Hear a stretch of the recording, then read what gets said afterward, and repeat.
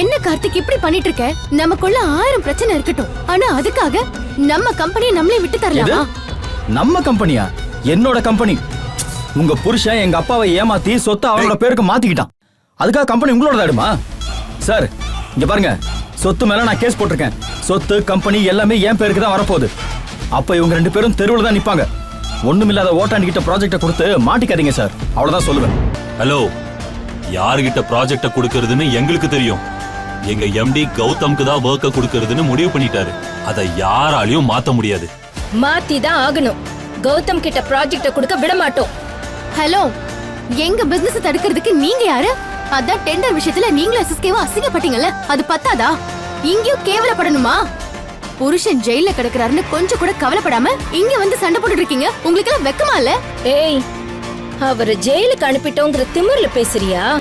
எழுதி வச்சுக்கோடி, இந்த project agreement தான் உங்களோட அழிவுக்கு ஆரம்பம். ஏய், என்ன சாபம் விடுறியா? ஓ சாபெல்லாம் ஒண்ணும் பலிக்காது.